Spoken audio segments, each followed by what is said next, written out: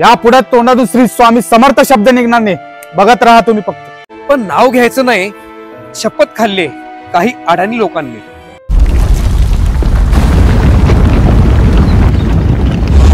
संकटाला पाठीशी उभा तू समर्थ. सर्वप्रथम सर्वांना श्री स्वामी समर्थ. माझे नाव प्रतीक सुहास पवार, मी राहणार मुंबईचा.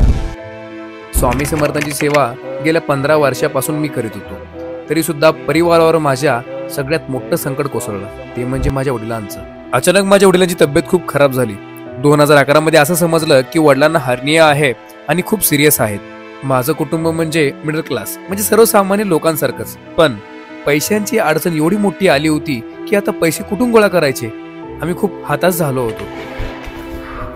तुमचे पेशंट का?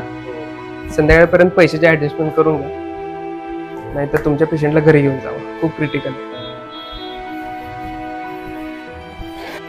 संकेत दादा, आता काय करायचं? अरे माझ्याकडनं शक्य होतील तेवढे पैसे मी शक्य केलो रे. जे काय ते स्वामींवर सोडून द्यावं. खरं तर मला स्वामी समर्थांवर एवढा राग आला होता ना. स्वामींची एवढी सेवा करून देखील माझ्यावर संकट कोसळलं, आणि ते पण एका सावकाराकडे पैसे मागायला जावे एवढी माझी परिस्थिती बेकार झाली. साहेब, वडील आजारी आहेत, थोडे पैसे पाहिजे होते.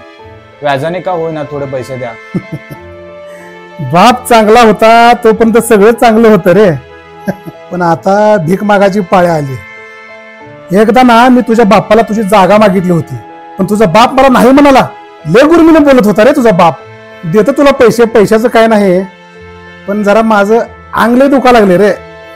जरा पाय पण जरा जास्तच दुखा लागले. जरा चेपला तर जरा बरं होईल. शेवटी म्हणतात ना, आडला हारी आणि गाढवाचे पाय धरी. संकटाच्या काळामध्ये माणसाला काही सुचत नाही, आणि मला माझ्या वडिलांना वाचवण्यासाठी मी काहीही करायला तयार होतो. असाच जर तुझा बाप पण वागला असता ना तर ही वेळ आली नसती. हे बघ बाळा, ते जाऊ दे, झालं गेलं. आता तू तरी मनावर घे, जागा घ्यायला मी तयार आहे, ध्यानात ठेव. साहेब, घर विकलं तर आम्ही राहायचं कुठं? व्याजाने तरी द्या. अरे लायकीत राहायचं, लायकीत. तुला ना 1 रुपया पण भेटणार नाही. आता हितनं फुटायचं. चाल निघ. हरकत नाही, आपली वेळ खराब आहे आणि नशीब नाही, असा विचार करून मी निघालो. खरं खूप लोकांना फोन लावले हो, पाहुणे रावळ्यांना, नंतर ना अनेक खूप जवळच्या व्यक्तींना, जे म्हणायचे ना, तू फक्त अडचणीत असताना एक आम्हाला फोन कर, आम्ही तुझ्या दुसऱ्या क्षणाला समोर असू. पण ते कुठं गायब झाले कळलंच नाही बरं का. शेवटी आलोच स्वामींना भांडायला त्यांच्या मंदिरात. तुमच्यावर विश्वास ठेवून चुकलो मी. अरे काय किती संकट देताय, मला संशय येतच होता. तुमची भक्ती चालू केल्यापासून मला संकट यायला लागले. तुमची शपथ खातो, परत तुमच्या वाटेला कधी येणार नाही. बघाच तुम्ही, बघा तुम्ही, फक्त बघत राहा. या पुढे तोंडातून श्री स्वामी समर्थ शब्द निघणार नाही, बघत राहा तुम्ही फक्त. पूर्ण विश्वास उडाला तुमच्यावर, पूर्ण विश्वास. मंदिरातून निघाल्यावर एका व्यक्तीने मला आवाज दिला, ए चोर, ए चोर. तो व्यक्ती दिसायला मात्र शिर्डीवाल्या साईबाबा सारखा होता बरं का, पण त्याच्या कानामध्ये कुंडल आणि मोठा चंद्रकोर लावला होता स्वामी समर्थांसारखा, आणि तो गोट्या खेळत बसला होता. मी चालता चालता माझ्या पायाखाली मला एक पडलेला पैशाचा बंडल दिसला, पण त्या बंडलवर मात्र श्री स्वामी समर्थ लिहिलेलं होतं. ए भेटलं, भेटलं की, भेटलं रे, भेटलं, भेटलं. मला त्या व्यक्तीने हाक मारली आणि त्याच्याकडे बोलवलं आणि जवळ बसायला सांगितलं. ए पैसे चोर, पैसे चोरलास तू, पैसे चोरलास तू. आता पैसे चोरले नाही, सापडलेत. पैसे चोरायचे ते चोरायचं आणि वरनं चिजोर व्हायचं. मी का पैसे घेऊन पळून गेला नाही मला चोर म्हणायला? मी तो वाट बघत बसलोय, ज्याचे पैसे ते घेऊन जाईल ना. पैसे मोज. पैसे मी का मोजू? दुसऱ्याचे पैसे मी का मोजू? मला काय घेणं देणं? शेवटी मी पैसे मोजले, कारण समजा जर पैसे कोणी मागायला जरी आलं तर त्याला विचारलं तरी येईल की तुझे पैसे किती होते. त्याच्यावरनं मला काय झालं असतं, निश्चय झाला असता की हा ते त्याच्या पैसे आहेत. जरा त्या नोटावर काय लिहिलं वाच की, मला वाचता येत नाही रे. श्री स्वामी. या पुढे तोंडातून श्री स्वामी समर्थ शब्द निघणार नाही, मी का वाचू? तरी मी 3-4 तास तिथेच बसून होतो बरं का, जेणेकरून कोणी येईल, त्याचे पैसे असेल त्याला देता यावे. पण कोणी आलंच नाही. शेवटी वाट बघून मी पण कंटाळलो होतो. तो व्यक्ती मला काही बोलत नव्हता, तो त्या कुत्र्याशी काहीतरी बडबडत होता. जसा अवलिया माणूस असतो ना तसा. मला खरं तर तो स्वामी समर्थाचा रूपच वाटायचा. पैसे तर गरजेपुरते पाहिजेत, भेटलेत पण पण नाव घ्यायचं नाही, शपथ खाल्ली काही अडाणी लोकांनी. वा, वा. चला लवकर, चला आपलं काम झालं, चला काम झालं आपलं, काम झालं आपलं. चले जाओ से, उठो उठो, निको, चलो चलो यहाँ से चलो. चुप, यहाँ पे आते हैं बैठते हैं यहाँ पे.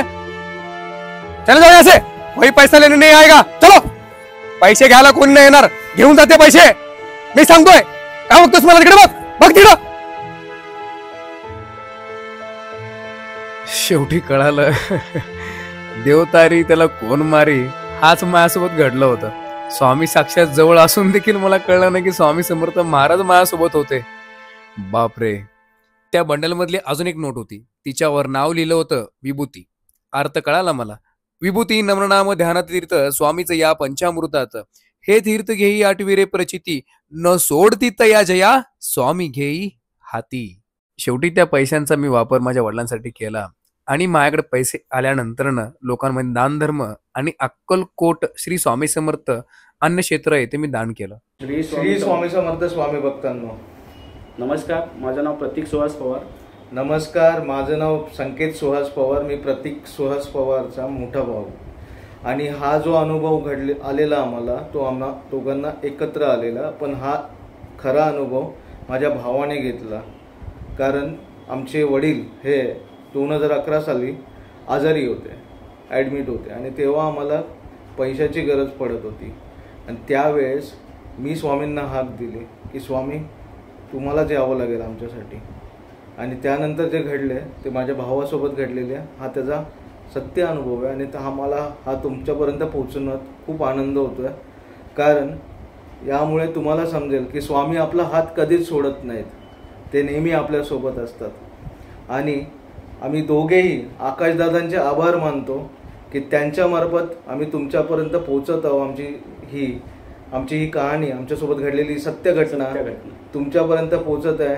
आणि आम्हाला खात्री आहे की तुम्हालाही नक्की जीवनात स्वामींची प्रचिती येईल.